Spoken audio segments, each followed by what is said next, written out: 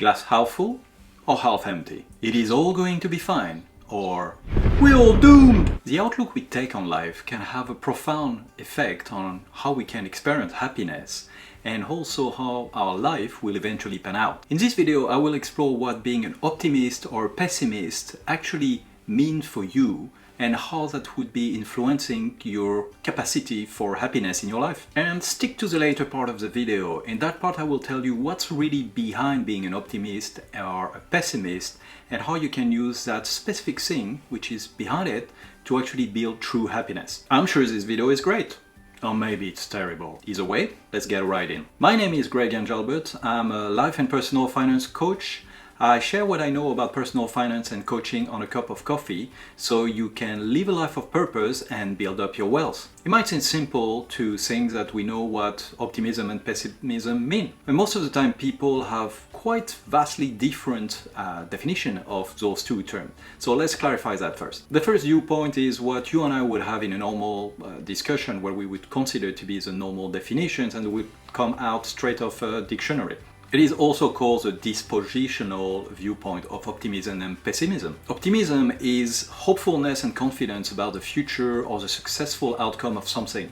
It's an inclination to put the most favorable construction upon actions and events or to anticipate the best possible outcome. Pessimism is a tendency to see the worst aspect of things or believe that the worst will happen, a lack of hope or confidence in the future, an inclination to emphasize adverse aspects, conditions and possibilities or to expect the worst possible outcome. What those definitions have in common is to talk about hopefulness, tendency, inclination. That effectively means that it seems to come out of nowhere. That is key to understand. And my belief is that very few things in life are preordered, so maybe there is a choice that we need to consider here. Where those definitions differ is when we're talking about successful outcome versus worst possible outcome. And expectations are very much related to outcomes. You can expect the best or the worst. And that very much depends on the goal that you have set yourself and also all the past experiences which might be contributing to this feeling of best versus worst outcome. Might there be a choice there too? Attributional style theory suggests that dispositional optimism and pessimism are reflections of the ways people explain events, that attributions cause the dispositions.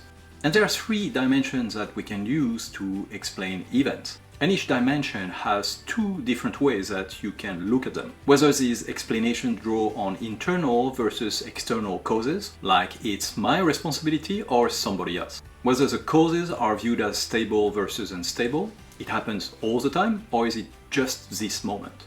Whether explanations apply globally versus being situationally specific. Everything else will happen the same way, or this is not related to anything else. Here an optimist would see defeat or failure as temporary, does not apply to other cases and is not considered their responsibility, their fault. He or she would see success, achieving something, as something which is happening frequently, it's happening all the time in their life, and it is their responsibility, they've made it happen. A pessimist would see defeat and failure as pervasive, something that would be happening all the time in their life and also completely their fault. And they would see success as temporary, not applying to other cases, and not to be considered as their action, their responsibility. Can we choose to change those perspectives on each one of those dimensions? Does this video make you optimistic? Then you know what to do, and do not forget to subscribe and put the notifications on if you want to receive more content like this every week. Do not forget to check out other links in the description about other YouTubers talking about the concept of optimism versus pessimism. The problem of falling into a dichotomy of optimism versus pessimism is that it can become a self-fulfilling prophecy. You put yourself in a box and that might not be the best way of actually looking at life and helping you achieve what you want in your life. So let's take a different angle here. According to the traditional definition that we've talked about, I can say that during my teenage years and my young adult years I was becoming more and more pessimistic. And mainly it was because I was believing that life would not turn out the way that I wanted it to be. The issue was that I had very high ambitions and hopes for my life, but I did not have the confidence, the experience to make it happen. Those were my blaming days, when I believed that I would not make it because the environment was not supportive for me and also that I didn't feel that I was good enough. Once I started to actually do things, to get a job, starting to see what I could produce, to be appreciated for it, to help some other people around me and to be thanked for it, then I started to build some confidence. Why did I build confidence? Because I started to realize that I could move things forward, that I had some level of control over what was happening in my life and I could help move things forward. And also that I could choose my environment, where I would live, what I would live, the people I would have around me. So in a word, all of that was discovering my agency. My view is that it's not about having positive or negative outlook about the future. It is about whether you feel you can act today in creating the future that you want or not. And as a coach, helping people do exactly that, I can tell you, of course, you can act today to build the life that you want for the future. You are the author of your life. Happiness does not happen just like that.